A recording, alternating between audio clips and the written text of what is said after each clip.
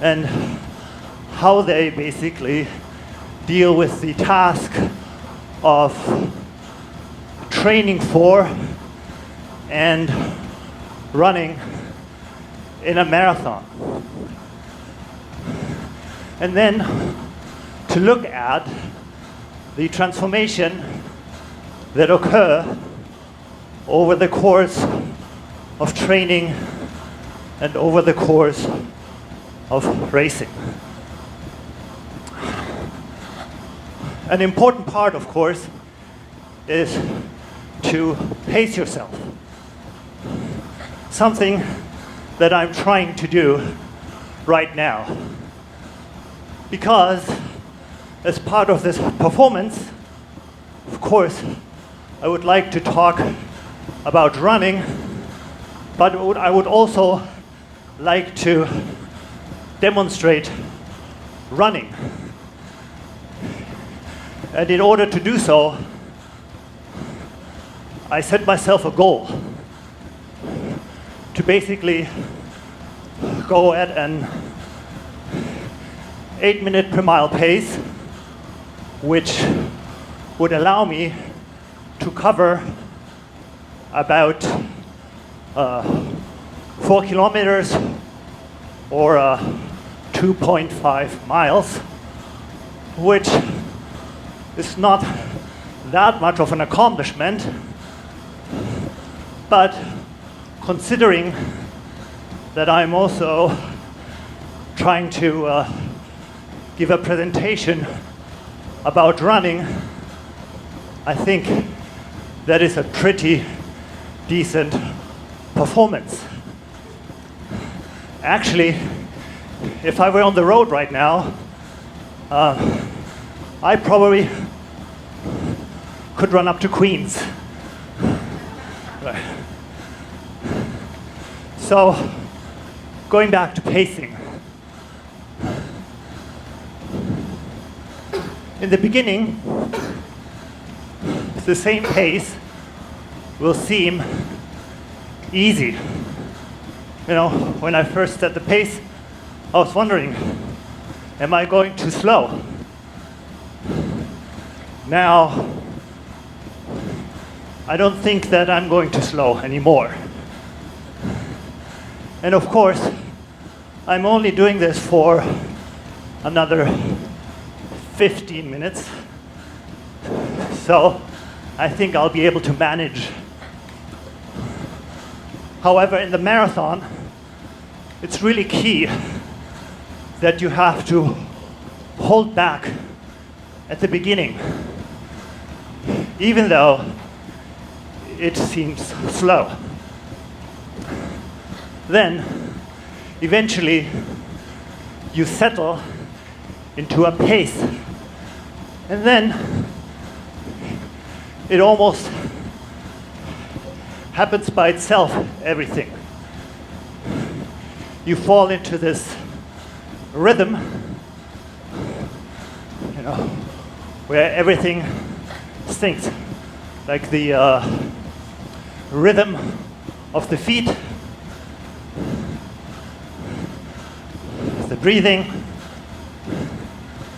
they're all going in sync, and it becomes easy.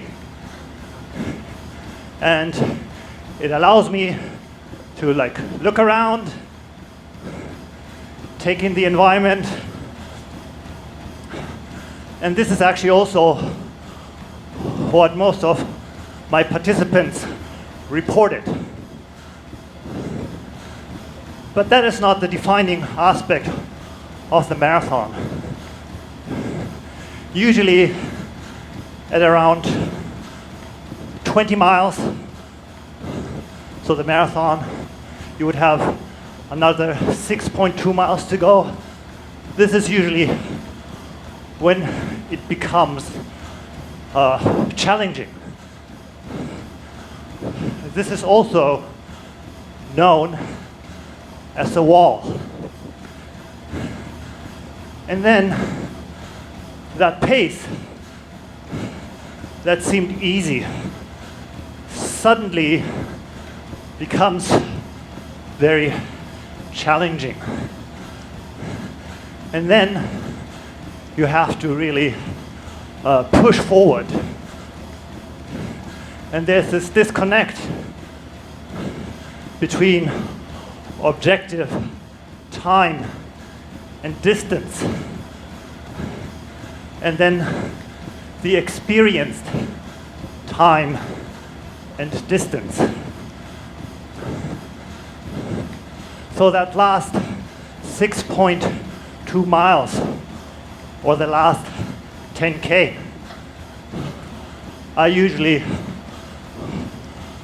the hardest part of the marathon, and what makes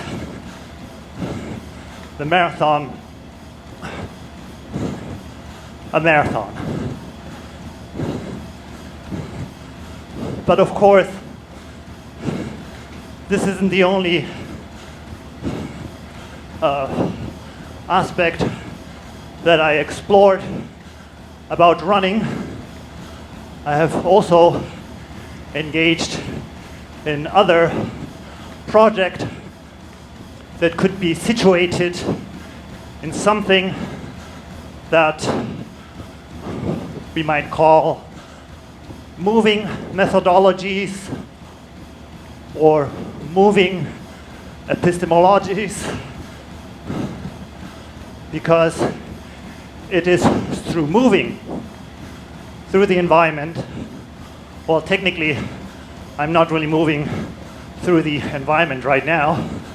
I'm definitely moving though. But anyway, by some form of embodied activity, it allows us to know more about ourselves and the world. And in a way, I'm using this performance not only to perform knowledge, but actually also to generate knowledge. Because I usually do not run on treadmills, and certainly not on a treadmill in front of people. However, in a way, I was looking forward to this experience just to get a sense of what it feels like. And it feels pretty hot. Yeah, so I'm noticing that I'm beginning to sweat. And I'm the only one in the room here, I guess. Of course, the other part that I was looking forward to was in generating some knowledge in the Q&A session that we'll have for the last 5 minutes. Because oftentimes I can get inspired by some good questions or comments.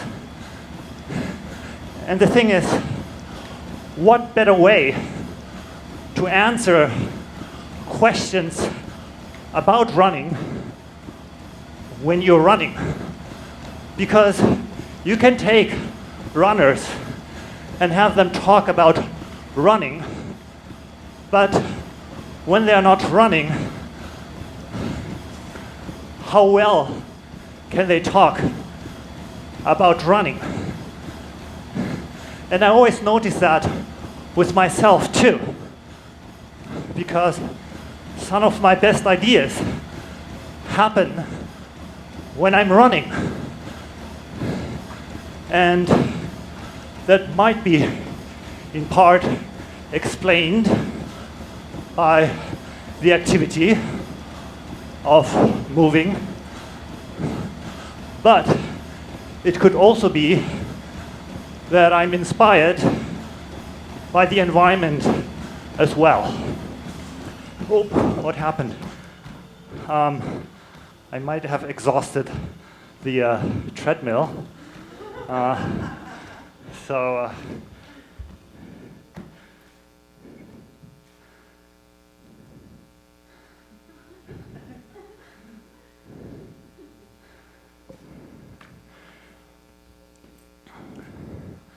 and I still have ways to go,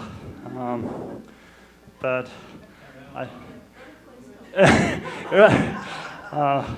but I'd rather have the treadmill breakdown than myself, because that was also one of the concerns that I had. Is usually with the with a presentation, right? I also was somewhat concerned about not just the presentation part, but also about the running part. And then, of course, there are a couple of things that can go wrong. Sometimes it's the runner. Other times it seems to be the treadmill. But, well, I'm glad that it's you and not me. Yes. So, unfortunately, I'm not on the treadmill anymore, but because I was going to do a little sprint too, but never mind. So, questions, comments? They are doing a Q&A. They're actually doing a Q&A. An actual 5-minute Q&A. So you can't ask questions. The only Q&A. I have a question. There was definitely a moment after you talked about falling into a rhythm with the breath in the body that I saw you fall into a rhythm. There seemed to be a moment that your body, your rhythm, the words, everything seemed to kind of, and I wondered if when you felt that moment, if you felt that moment, because I definitely saw a change in your body. Yes, there was a point as I was warming up that I was finding my rhythm, and I think that also helped my presentation. And it's quite interesting when sometimes people, when they think about things, how they like to pace up and down, for example. I think it has something to do that, our thoughts sometimes come when we move. Right.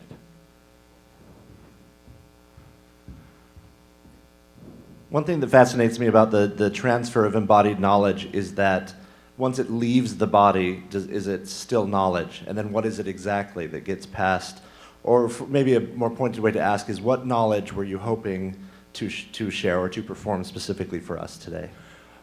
And I'm not sure whether I'll be answering your question, but one thing is also that sometimes when I have certain thoughts and they occur while they're running, they seem very specific to that activity and to that environment. And then once I'm somewhere else and try to re-articulate them, it seems very difficult. That there's almost sort of like that sometimes it seems that I leave my best thoughts on the road, right? And so that was something that I think your question / comment inspired, that I find is very, very key. And also now that I'm off the treadmill, it doesn't seem as genuine anymore to talk about the running.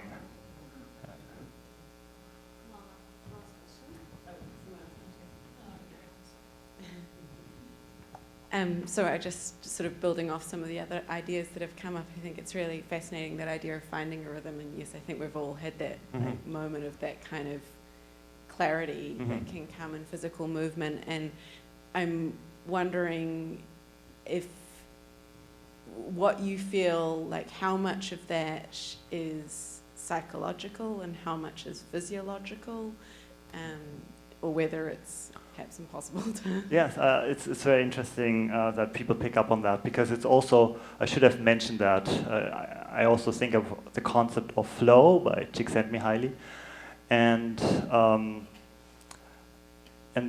I think this sort of like experience you could also call some form of like synchronicity.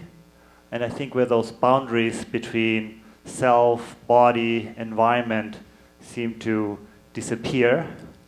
So I think it's contingent on that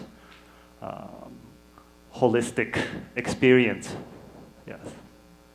Which in a way, a treadmill indoors is not quite the same as running outdoors, I think. Okay, so I think we are out of time. So thank you very much for running with me. And yeah, too bad for the treadmill, but all right, thank you.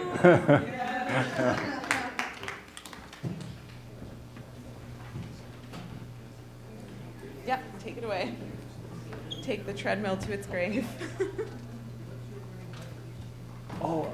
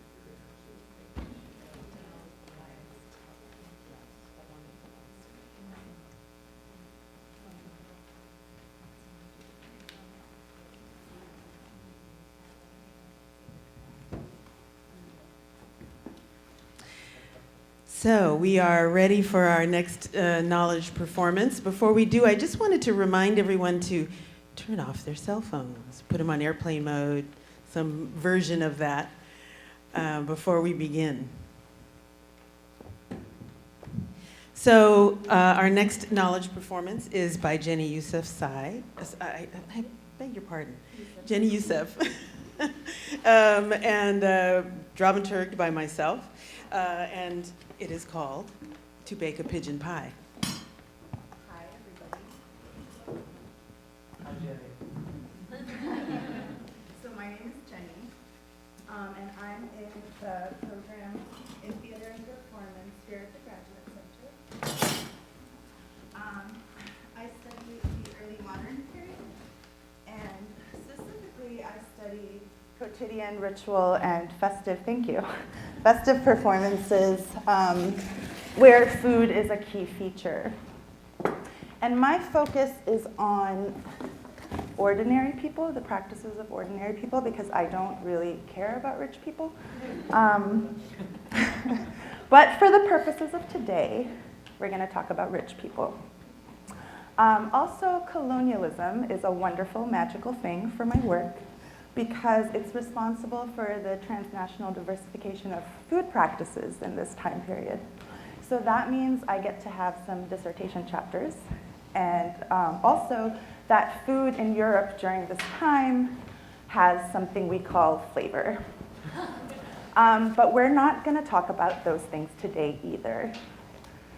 Today, we're going to talk a little bit about the early modern aristocratic kitchen, a little bit about banquets, some things that we encounter when we examine early modern recipes, and we're going to do a little bit of cooking. So we can guess from, someone's excited, we can guess from printed books during this time period, printed books about household management, that mostly in ordinary households, women did the cooking. But these books were printed for women who had servants. So literate women were expected to read these books and then impart that knowledge onto their staff, basically.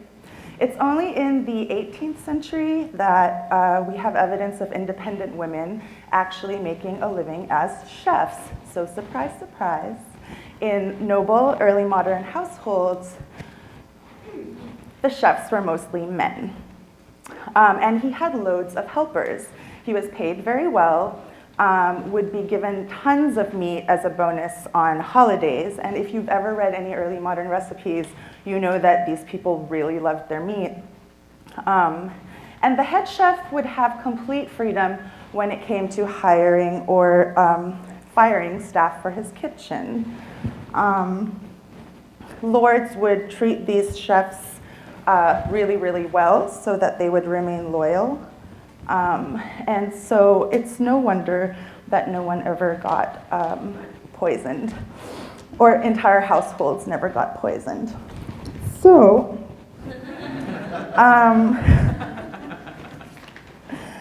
banquets during this period were quite theatrical and could incorporate entertainments with allegorical themes and elaborate centerpieces, also music. This painting, for example, depicts a Lord Unton, who was a diplomat during the Elizabethan period, and here he is presiding over a banquet while a court mask is performed for his dinner guests. The staff that worked the banquets were also very specialized and very large. For example, you would have a special meat carver who would suspend an entire bird on his carving fork and slice pieces into a plate, and it sort of looked like this. There was also a specific person who bought preserved food, specific person who bought the fruits. You had a butler who would buy the dairy and the cheese, and you had a wine steward. And then beneath all of these special guys, you would have an army of pages, servants, and water bearers. So at a typical banquet, you definitely had more people serving than people eating. Food was also quite elaborate and spectacular at the banquets.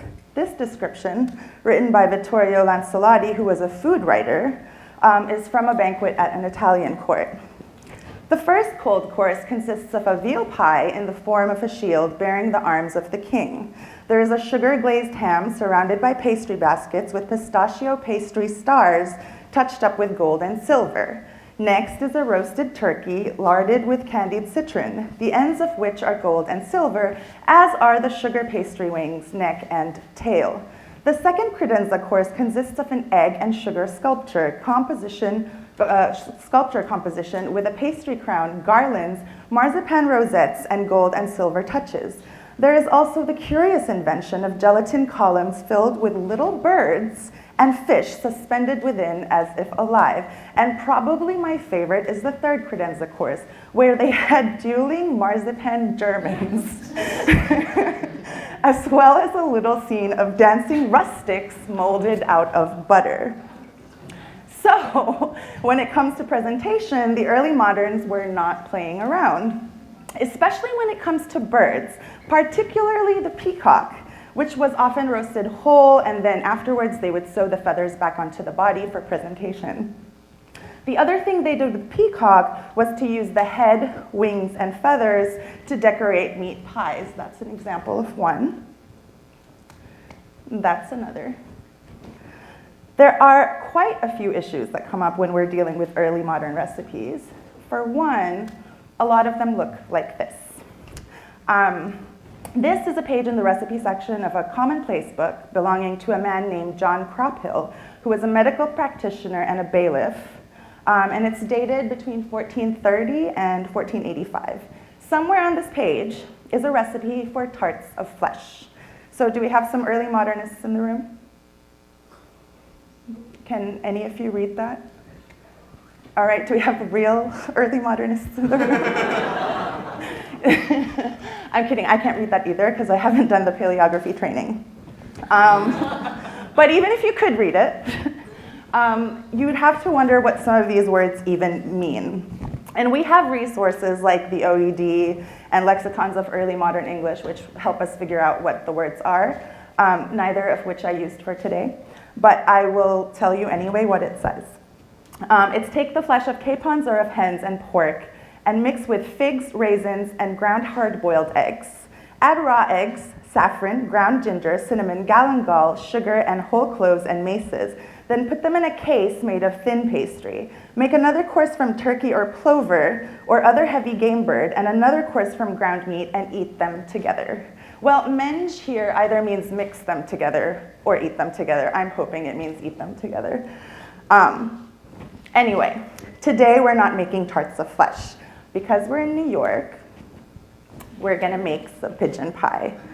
But New York pigeons are fucking vicious and really hard to catch. So I brought a chicken.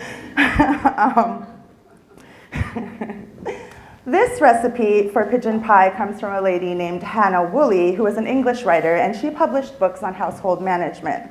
The short title of her book is The Accomplished Lady's Delight. And here she is, looking very accomplished. And here's the recipe we're gonna follow today. Truss your pigeons to bake and set them, and lard the 1/2 of them with bacon. Mince a few sweet herbs and parsley with a little beef suet, the yolks of hard eggs, and an onion or two. Season it with salt, beaten pepper, cloves, mace, and nutmeg. Work it up with a piece of butter and stuff the bellies of the pigeons. Season them with salt and pepper as before. Take also as many lamb stones, seasoned as before, with 6 collops of bacon, the salt drawn out. Then make a round coffin and put in your pigeons. And if you will, put in lamb stones and sweetbreads, and some artichoke bottoms or other dry meat to soak up the juice, because the pie will be very sweet and full of it. Then put a little white wine beaten up with the yolk of an egg when it comes out of the oven, and so serve it. We're gonna break all of that down in just a minute, but just note that we're not given any measurements. So to make a pie, we need to have a crust first. And for meat pies, early modern recipes call specifically for a paste for thin baked meats. This is a recipe for a paste for thin baked meats from Joseph Cooper, chef to King Charles I. So this is some royal crust, all right? The paste for your thin baked meats must be made with boiling liquor as followeth. When your liquor, which is water, boileth, put to every peck of flour 2 pounds of butter, but let your butter boil in your liquor first. In contemporary cooking, we call this a hot water crust pastry, and it's ideal for meat pies because it doesn't leak and it doesn't get soggy. Fun fact, pastry crust was never originally intended to be tasty. It was meant to be used to carry food around in a safe little packet, like a bento box, kind of. Anyway, we're not exactly told how much boiling water to use, but I'm a much better cook than I am a scholar. So I wasn't too worried about that. And 2 pounds of butter is a little bit insane. But what's more important is what is a peck of flour. So according to Manuscripts Cookbook Survey, a peck of wheat flour is an understood weight of 12 or 14 pounds. However, in other recipes, a peck of flour means a volume measurement of 2 gallons, which would weigh only 8 to 10 pounds. So a peck of flour is 12 or 14 or 8 to 10 pounds. And I don't know if any of you bake, but that is a big crust. That would require quite a few chickens, never mind pigeons. So I've reduced it just a little. The thing with hot water crust pastry is that it needs to be formed while it's still warm. The top of the crust didn't make the subway ride. So it needs to be formed while it's still warm. So I made the coffin at home and I brought it with me. Now, to make things go a little bit faster, I'm gonna need your help. So I've broken down the rest of the recipe into these numbered steps. I'm gonna start with the first one, and I need you to read them aloud to me, and I'll do it as I go, okay? Okay? All right. So, number 1, trust your pigeons to bake. I'll read number 1. Trust your pigeons to bake and set them and lard the 1/2 of them with bacon. So this is the chicken. I've baked it already in the name of food safety because, you know, we're in the US and you guys can be fussy about that. And it's been basted in its own fat, so we don't need the bacon. Okay, next, please. Sweet herbs and parsley, a little beef suet, the yolks of hard eggs, and an onion or 2. Season it with salt, eaten pepper, cloves, mace, and nutmeg. Work it up with a piece of butter and stuff the bellies of the pigeons. Okay, so for sweet herbs, I mean, I'm not sure what that means really, but I use tarragon and chives, and I think some sage.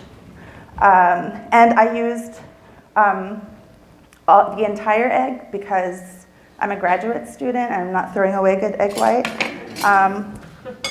And parsley, so we're gonna mix that all up. And then, where's the butter? Here we go. A piece of butter. How much would you say is a piece of butter? What? All of it? All of it? There we go.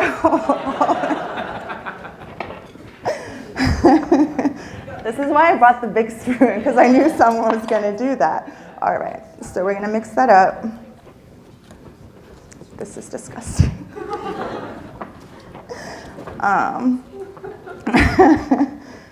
Okay. I think that's good. So now we're gonna stuff the belly of this chicken.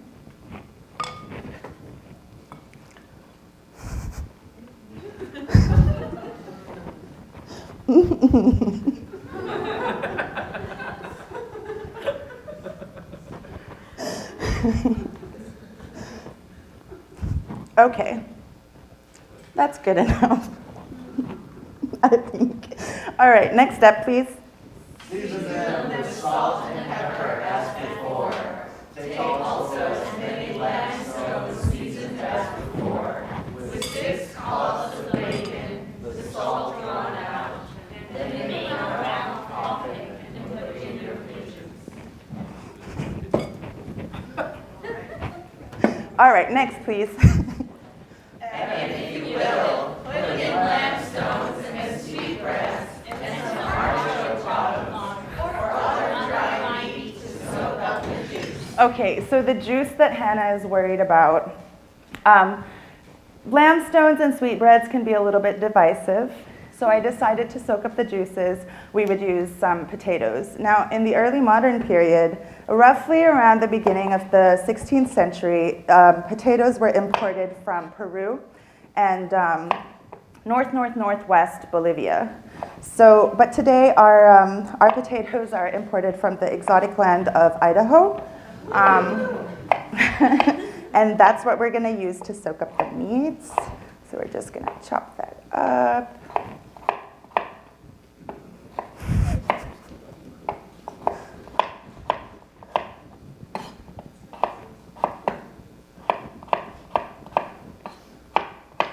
All right, I think that's great. I think so. Here we go. Just stuff that in there. Okay, last step, please. Then put a little white wine beaten up with the yolk of an egg. All right, so since we don't have a top crust right now, Margit is going to go make it in the back, and she's also going to stick our pie in the Siegel Center's wood-fired oven. Thank you, Margit. Don't forget to brush it with the wine and egg when it's done. All right, so that's it doesn't tell us how long to bake it, but my educated guess, it's gonna be like 3 to 4 hours. So we have just enough time for some Q&A. So would anybody like to ask a question? Yes? What is a lamb stove? Testicles. Lamb testicles. Anybody else? Where were artichokes from? Well, actually, time's up. I'll never know. Never. You're never, ever going to know. So, thank you.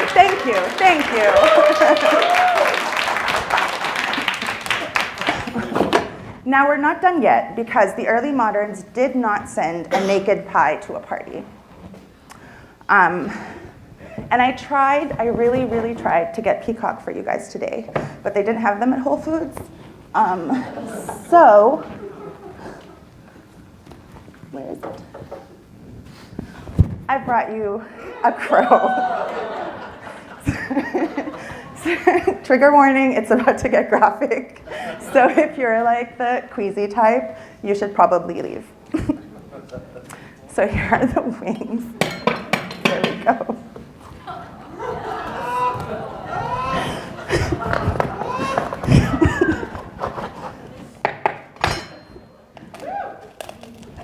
Thanks. Yes. All right, so we're gonna stick a wing in here. Maybe one in here. Does that look even to you? Yeah.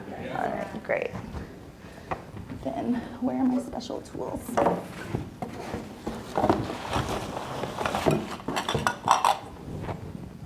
I have a second one.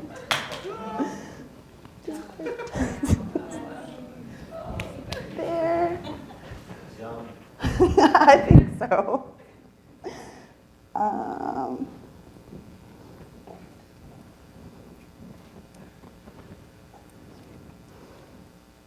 There we go. So if you're around at 8:30 today, please go up to the green room for the reception where this pie will be served. You guys were a great audience. Thank you so much.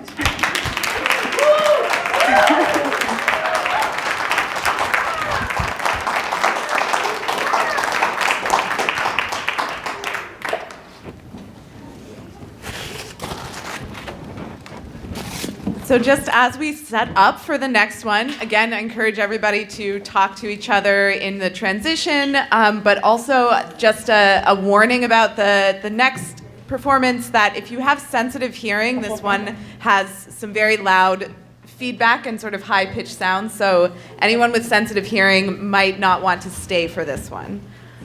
And we'll be set up in just a few minutes.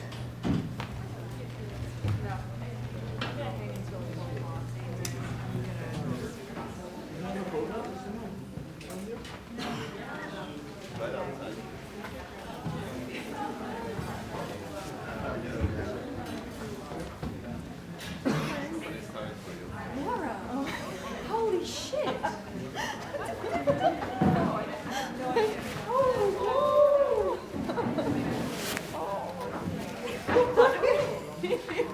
thought I like saw you across and I was like, I also don't have my glasses and I was like,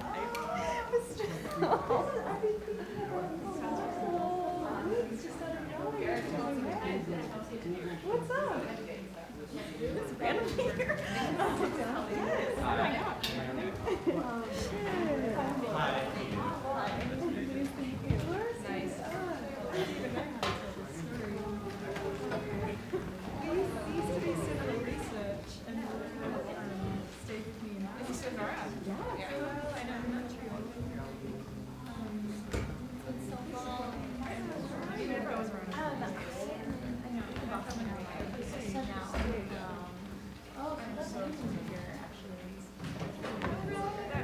That was my worst diagram. No, it's been like.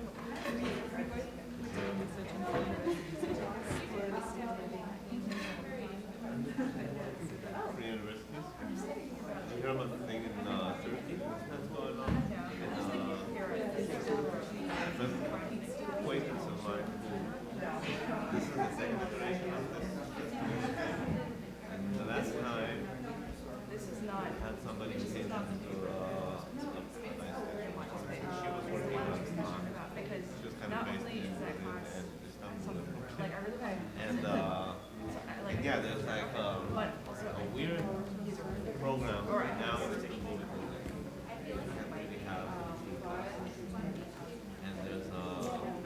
and there's this secret.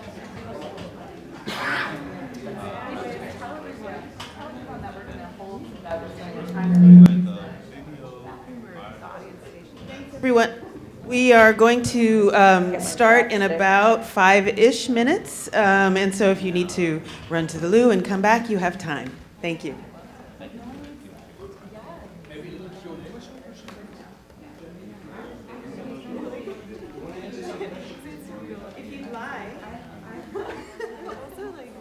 If you'd like, we have a few minutes for questions for our early modern chef. If you have any further questions for her that didn't get answered, what was the one that was there one that? Is the pie? Is like the whole chicken in a pie? No, I deboned it. I'm not sure that that's what I.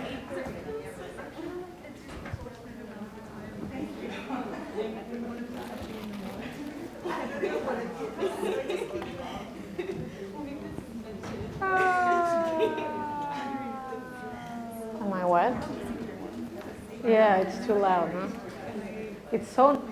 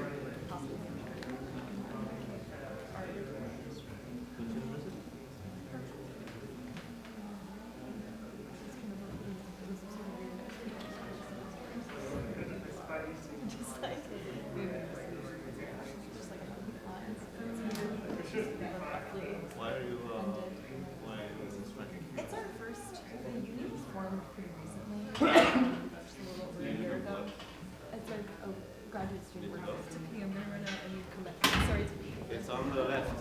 When you no, I mean, go out and then left and left. Yeah, it's just a graduate student workers at the university for all schools.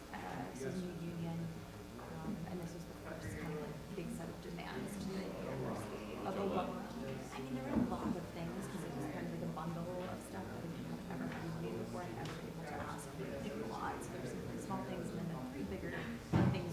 One is around pay increases and just like some specific things around pay.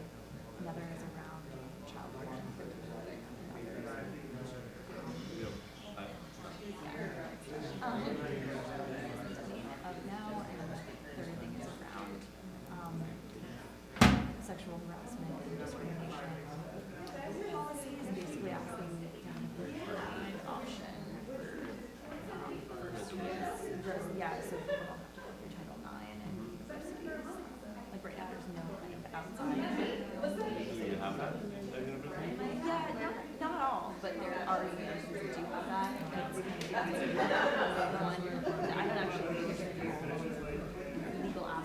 but I think that that's like probably the one that's What's the pay demands, you know? it's just there hasn't been like a raise forever. Yeah, and like there's specifically around like pay and when we get paid and how that happens. Because right now it's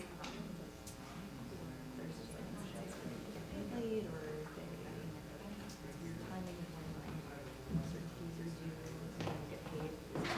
There's just some exceptions to that.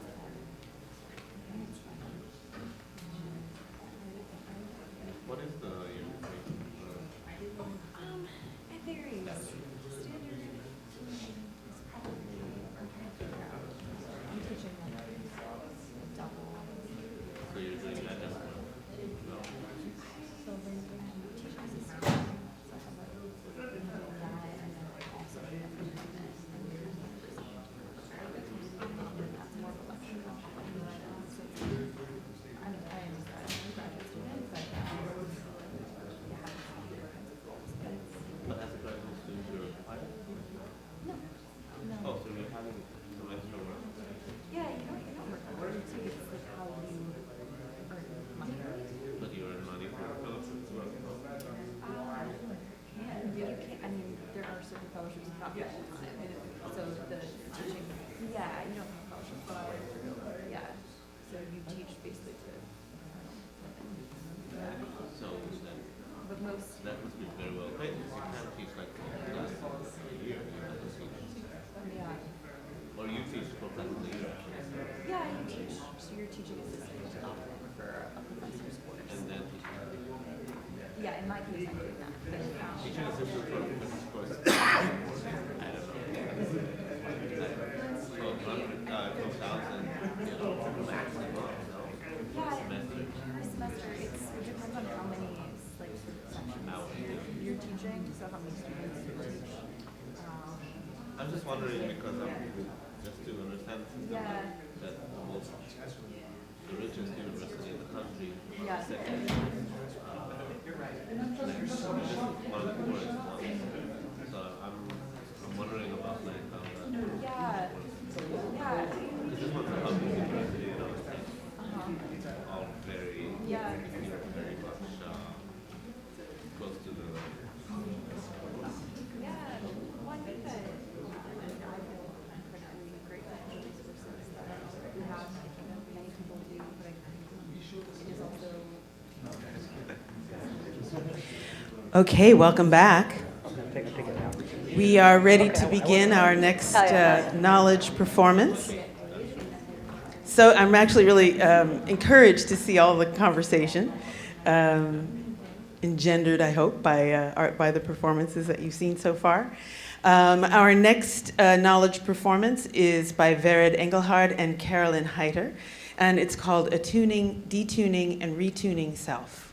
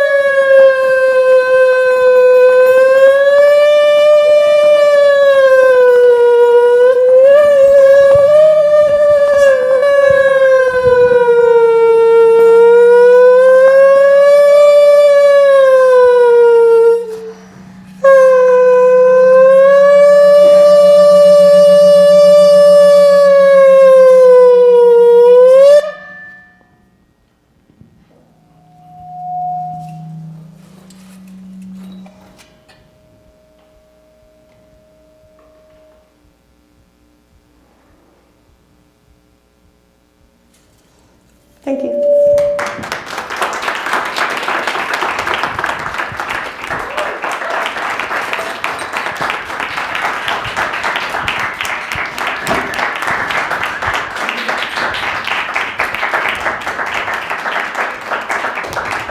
So we'll pass it around? Yeah, pass it around. Well, this is our score, and we're going to pass it around so that you can look at it. Tell a bit about the score, what it is.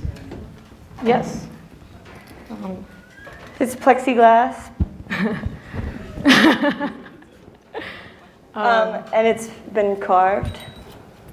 It's a piling, I guess we piled, it's a pile of a series of scores that we did over the periods of rehearsals in which one would start with a certain proposition, and we would try it out, see how we feel about it.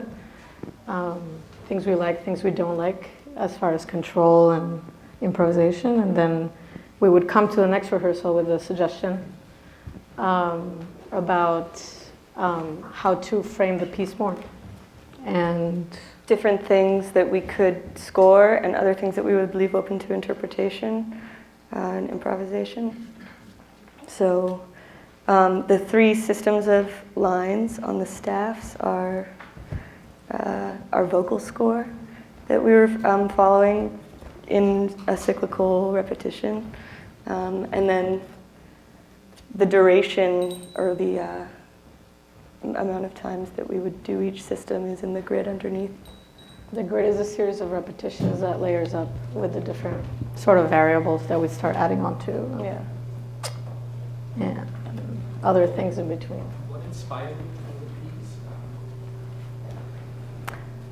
Technologies of the self. Technologies of the self. Yeah, I mean, it's a way of performing knowledge of the self. You know, oftentimes I think performance and working on a piece of somebody else is a way of understanding yourself. And when you are in collaboration together, then it becomes about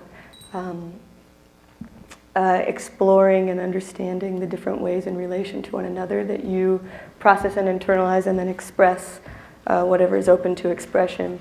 And then the way that you adhere to the scored material as well.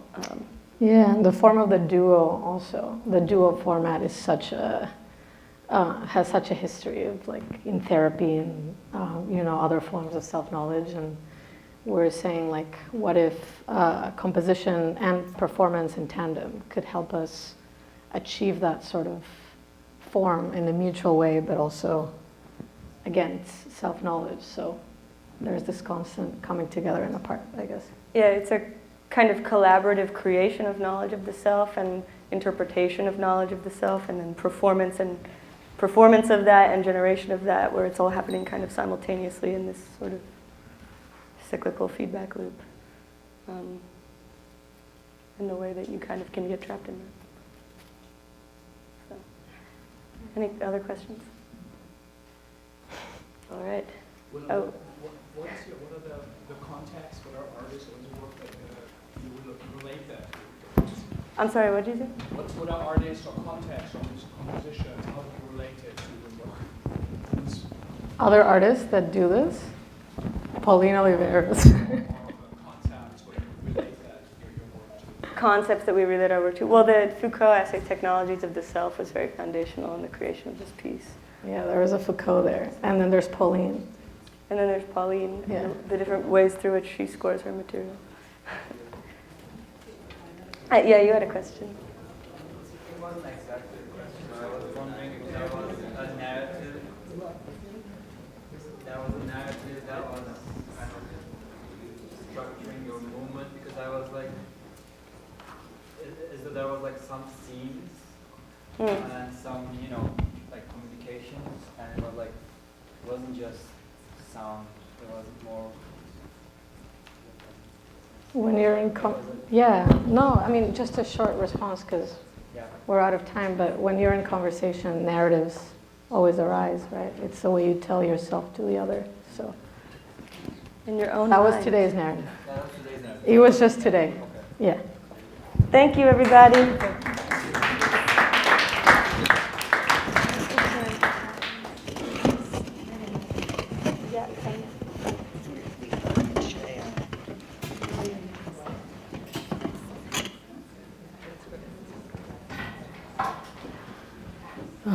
Whoa, should we go back in?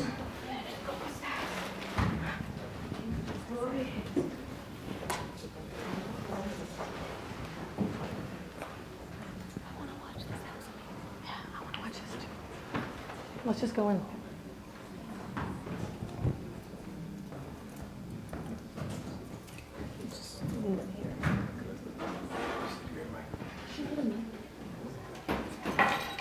Oh, I have one. Turn the mic off before you say anything.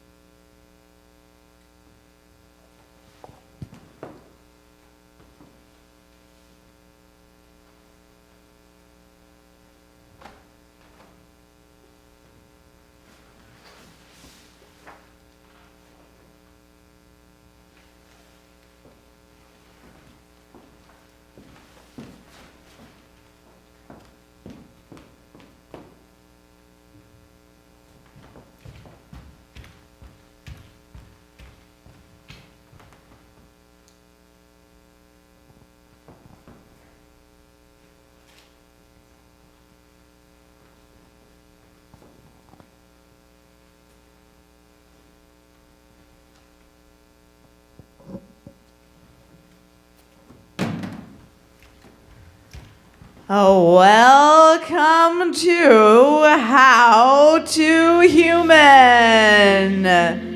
Future Form would like to thank you for joining us today here in New York City for a very special one-time only event, a training in disruptor mechanism protocol brought to us by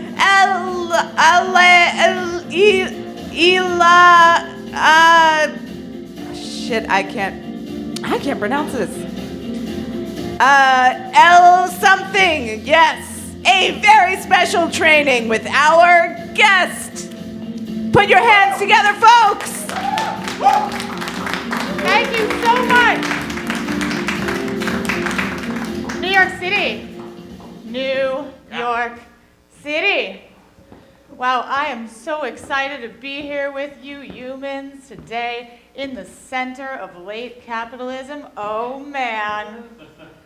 New York City, Fifth Avenue, in this former temple to commerce. Could it be any better? I am telling you. Well, don't worry about it, announcer. My name isn't pronounceable. In a little while, when humans aren't really able to use the languages that came from us living in all of these different places, and when we're not able to live in these divided ways, we're going to develop better communication devices that remove those blockages. So there is some pure sound stuff that's going to happen, and that isn't our topic for today, but we could have a whole other session about that. If you go out in the lobby, there's some really interesting posters from Futureform about their post-linguistic technologies. Super interesting. So, but that's not what we're here for today. Today, we're talking a little bit about something, unfortunately, most of us have missed. That's how to human. How to human.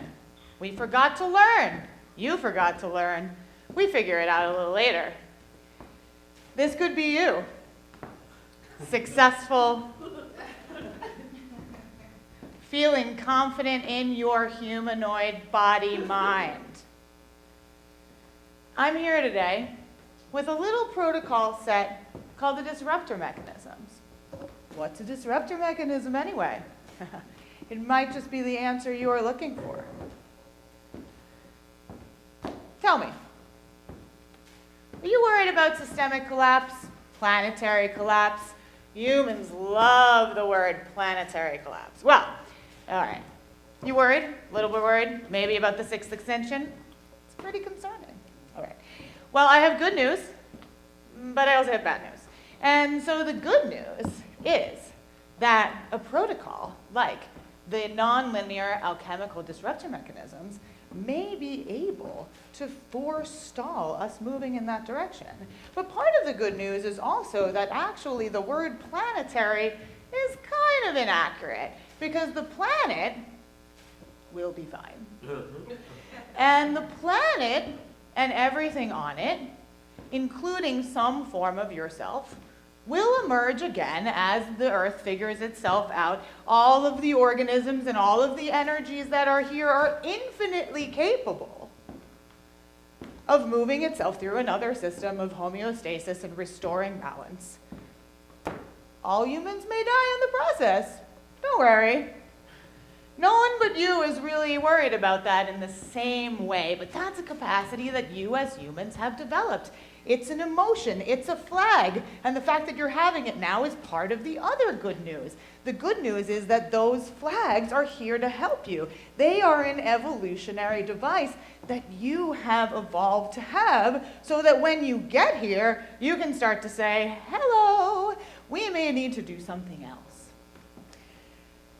Unfortunately, the sort of problem is that in not really ever learning how to human, like how to use your body, which is something that in any other thing that you do, you learn. You're not a computer scientist if no one's like, here's a computer, here's how it works. But unfortunately, the form that you have, no one really ever gave you many tools to use. So, we're here today to talk just a little tiny introduction in the nonlinear alchemical disruptor mechanisms, which are an intelligence augmentation embodied cognitive fields technology from a set of books, a long set of books from the Fukin Operating Systems Manual, specifically Volume 3, which is Humanoid Body-Mind Systems.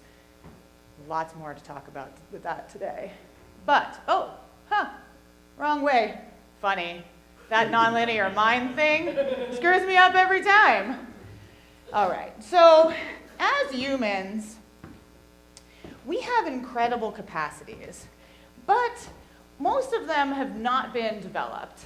Today, we have 3 different types of protocol that I'm going to introduce to you that are going to help you develop some of those capacities. And even though we only have a few minutes, if you add these up, it's like that adage that humans love so much. It's kind of like water breaking away a stone.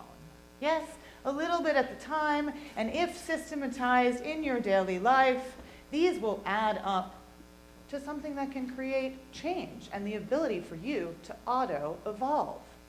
The first of these is the diachronic biophilic recode.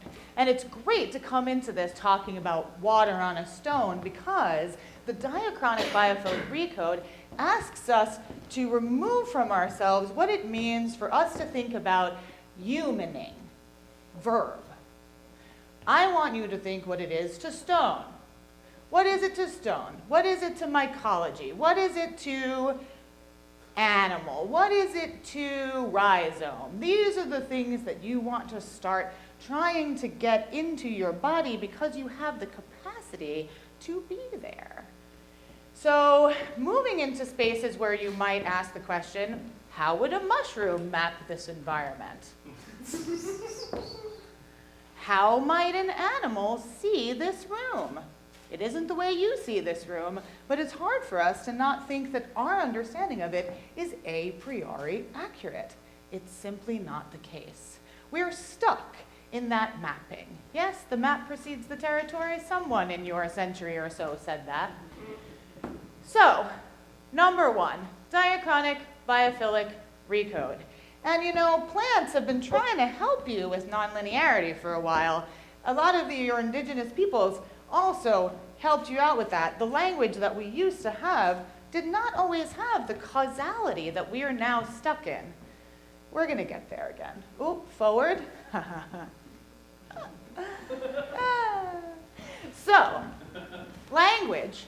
Language exists in that place where you, as you, which isn't mushroom or mouse, but in this humanoid body form, goes into a room and you have an experience, but you don't have an experience anymore because you have a word that's attached to that experience and you can't get rid of that word. And so you're stuck here. And so, in order to move us beyond the stuckness that we're in, we've got to work with those words that stick us there. Yeah, we are just stuck in them. We walk around and we're just in this word soup. And so, amazingly, we have a cognitive plasticity that is activated when we use different kinds of words. So if you use words different from the words you normally use, your brain actually becomes more plastic and you start to adapt and evolve.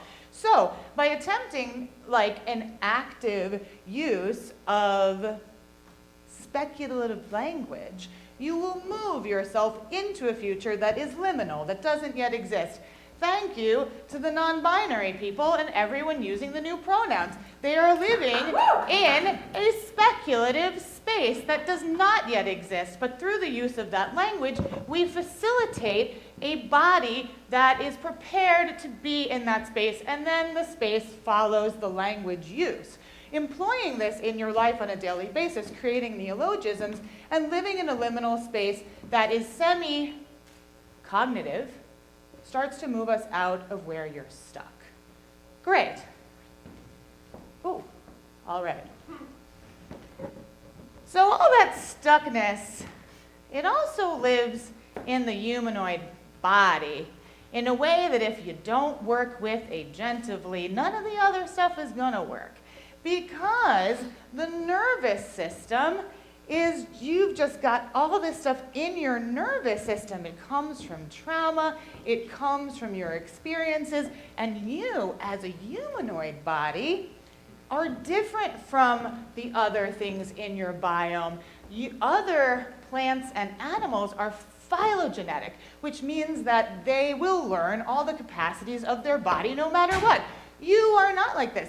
You are an ontogenetic being, which means that you will only learn if given the capacity to do so. That kind of sucks.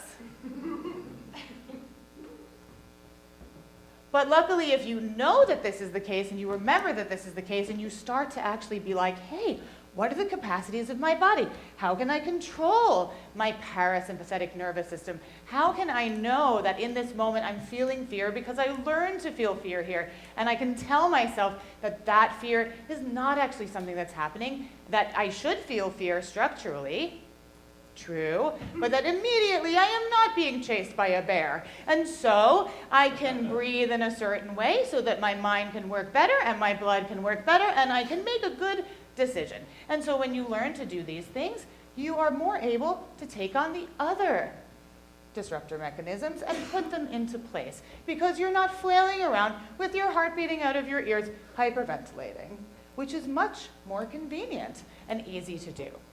But it isn't your fault that you don't know how to do this with your body. In fact, the whole Cartesian problem that's been happening for centuries, where you were taught to separate your body from your mind, and you learn that in school, which is where you're supposed to be educated, and that's all right. You've been told to silence, you've been told to ignore it, and those are the most intelligent parts of yourself. Everything that your body is saying to you, everything it's saying to a kid saying, move around, that kid should move around. Everything it's learning will only be learned if it moves. And yet, we tell that kid to sit tight. Yeah? So, we've got to first relearn the somatics of our bodies if we're going to be able to put the other mechanisms into place. This is kind of where you're going. It's not so bad. But so, we kind of have a choice. Because, as I said before, the good news is, planet, fine. But maybe none of you will be there. It's known as the emergence. The plants, the animals, the machines, and you, but not cognitively because you haven't developed this nonlinear capacity yet, are working towards resetting. We're overpopulated. A lot of people have to die. It's not an emotional thing. It feels like one for the humanoid body mind, because you have evolved to have that capacity. You are sad. No one else is sad. Not in the way that you understand sad. But maybe that sadness can help you stick around a little more. I wish I had time to stay here with you today. We could talk about this for so long. And you'll probably be thinking about it for the rest of your life. How to human is really complicated. But on a daily basis, we can bring in these little mechanisms to perhaps stick around for the next chapter. Thank you so much.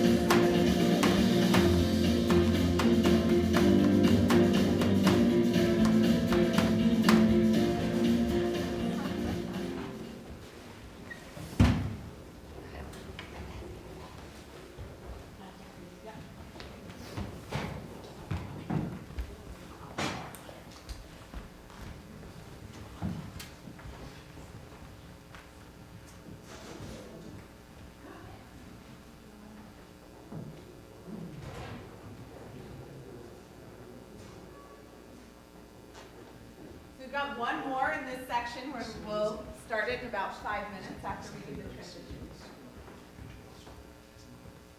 Stormy just wrote me that she's watching. Oh. So we can say hi, Stormy. Hi, Stormy. Hi, Stormy. Hello. Thanks for Everyone watching. in the world, hello. Hello from Beijing.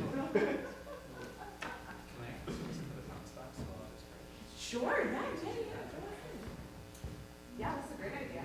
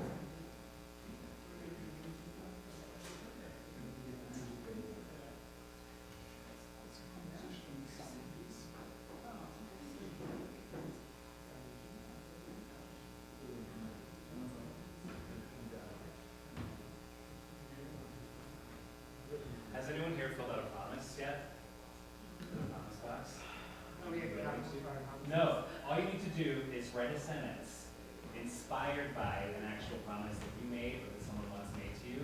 No one is anonymous, no one's known this. Okay, awesome. And I have one pen here. You have your own pen. Are you else willing to fill this out? You use a performance after. Pen, pen. So after the performance? It'll be at the 7:30 performance. Okay. So just any promise that in a first person voice. Should I go ahead? You got it. Okay. Promise. Yes, you got a pen. Great. Then we put it in the box outside. No, I have a box right here. So okay. you ready? Do you want me to do it? Okay. I have the box right here. You can fold it up, completely anonymous. Do we want to fill out a promise? Okay. Well, it's just something that's to be used in a performance piece. Where you fill out the sentence, a promise that was made to you or promise that you once made. And it can be very silly, like I promise to not kick. It can be any promise ever. Just because it's something we're going to use for reading out loud. Gotta think about it. Okay. Well, this will be out from the front table. Yeah, thank you. This is a great sentence. I mean, fangirling is a great way to do something. I have a fit. That's okay. There's no pressure. I can also just put this thing here. Put it at the front table and everyone comes over. No, I'm trying to figure out what the definition is. What is it? Fill in the blank with a promise you once made or that someone once made to you. And it can be from when you were a kid, it can be from recently, it can be high stakes or very, very low stakes. There's no right or wrong. There's something to be real in some way. Real in some way is an excellent movement. Okay. No, sure. It really works for scratch. And your interpretation of how. Thank you.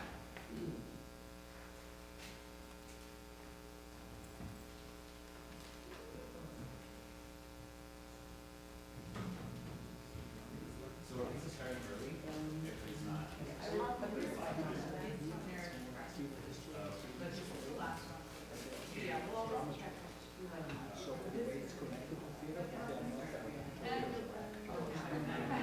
they're trying to become professors of theater. Students from the building who are anthropology, psychology, archaeology, music. Show us what you research and you put it into a form to present it. So you share your knowledge.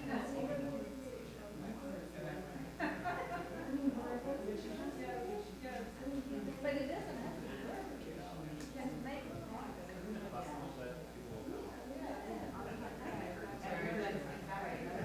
We did wait for Gary. We did. It's a little bit long. Should be ready. Yeah, but she wanted to wait until time. Like, yeah. Because she has a collaborator coming.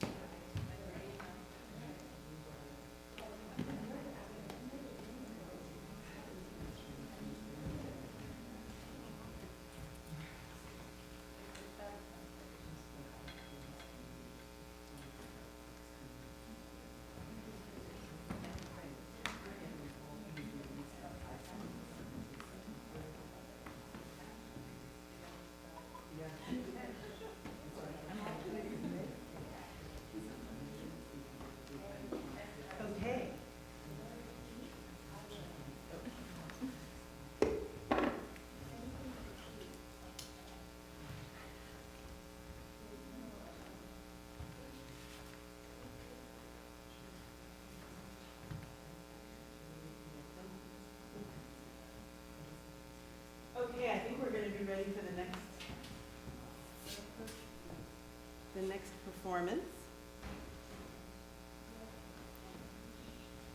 Hello. Yeah, here we are. So welcome back. Our next performance, knowledge performance, I should say, is by Simone Johnson. I think I just lost. It's by Simone Johnson, dramaturg by Stephen Cedars, and it is called The Oceans Are Changing.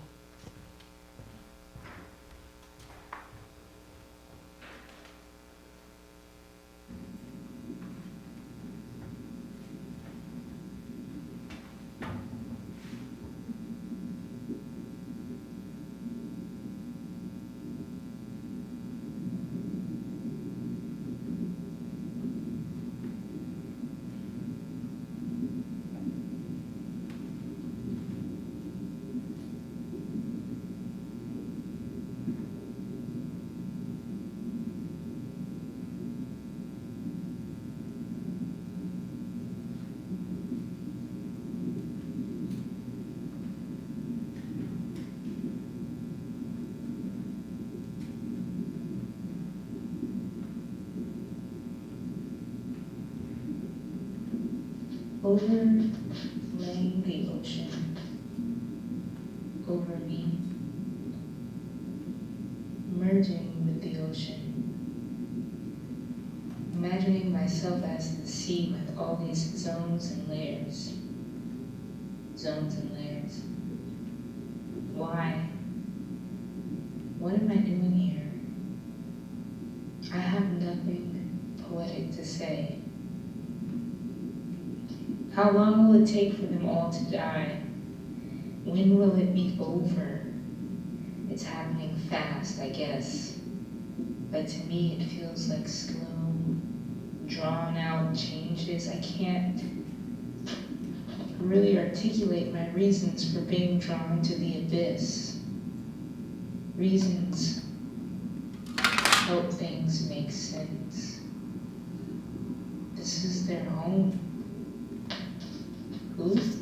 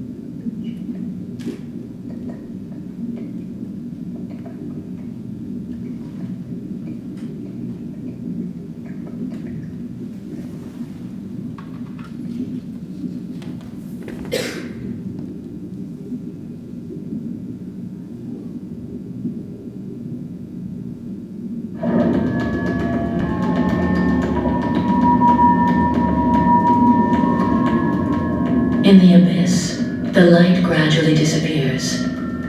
Life flourishes around this absence of light, and what a life! At around 100 meters deep, the Tenephores. These gelatinous creatures possess luminous organs to frighten off their enemies. Still deeper, 1,000 meters below the surface, in the ocean twilight, we find the Siphonophores. These are the largest kinds of plankton. Some measure up to 50 meters. Their organs are not spread out, but grouped together. On one side, they have their stomachs. On the other, the swim bladders they use to float. Between the two, they deploy a net to trap any food which falls from the surface. Descending into the abyss is like traveling back in a biological time machine.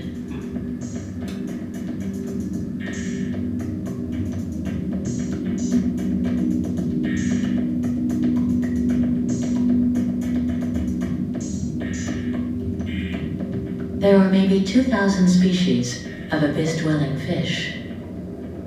A terrifying bestiary. Viperfish that can eat things larger than themselves.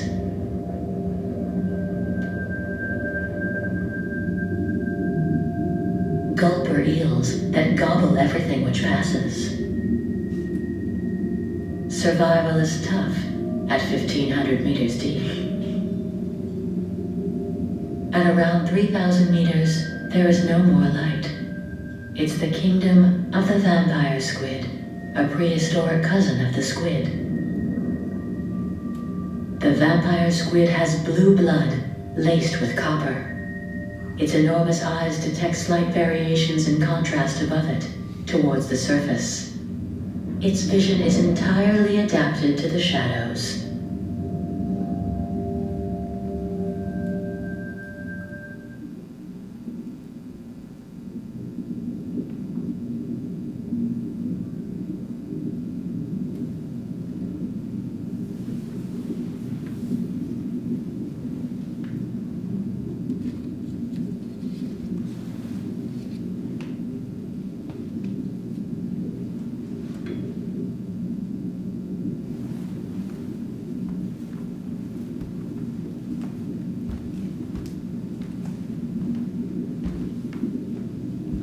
Overlay. Drawn out changes the abyss reasons. What am I doing here? Poetic oceans merging, imagining myself as the sea imagining itself as me. This is their home. Who? But to me it feels like drawn out changes. How long will it take for them to all die? When will it all be reasons? Reasons help things make sense. Make sense. Overlaying the ocean over me. Overlaying the ocean over me. Overlaying the ocean asks me to reflect on my relationship with my imagination. The abyss. This is their home. Who? It's happening fast. I have nothing poetic to say. When will it be over? Zones and layers. Zones and layers.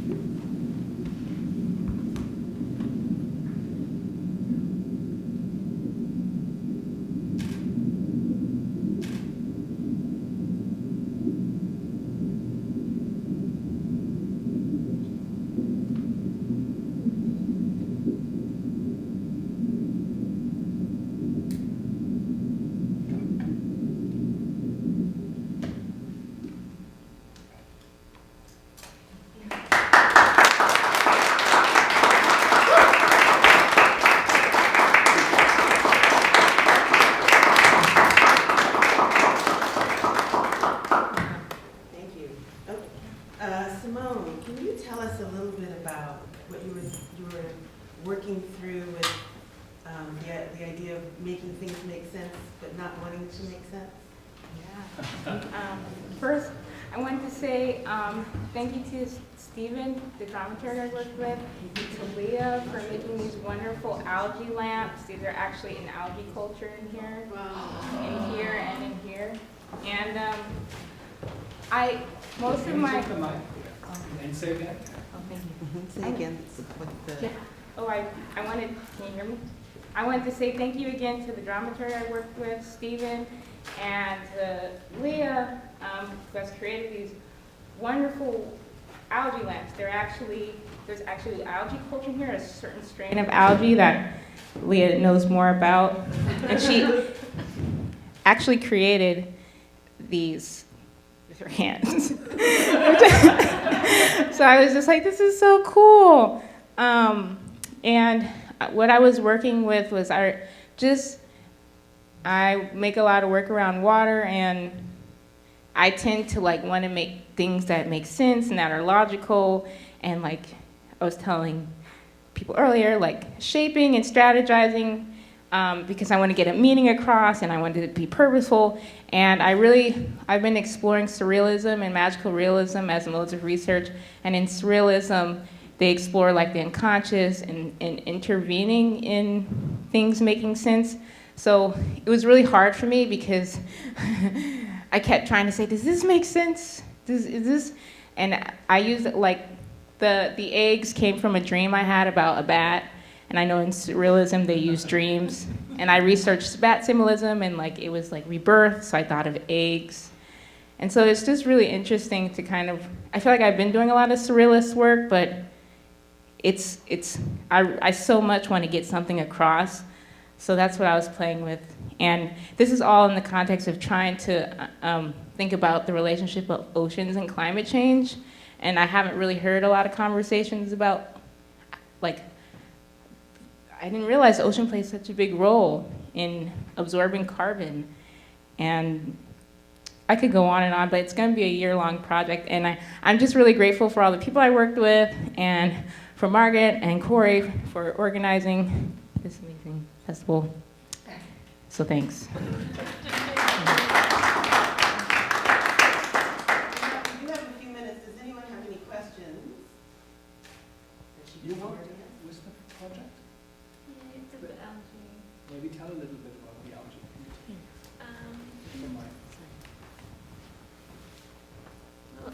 Algae plays a role in taking carbon dioxide out of the air. So that's one thing I started looking into with algae. And then I started looking at ways to use it as a material for art making, as lamps, and as ink. Because there are a lot of sustainable uses, future uses for algae people are looking into.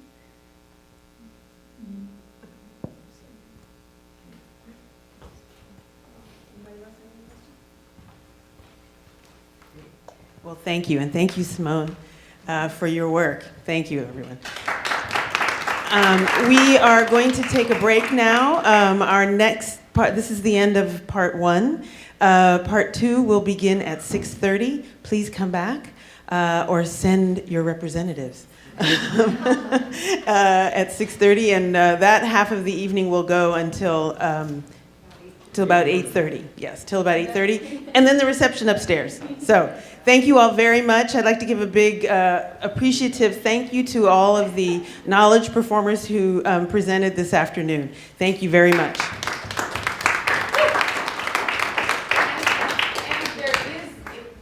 Especially if you do need to leave now, there's an audience, but even if you don't,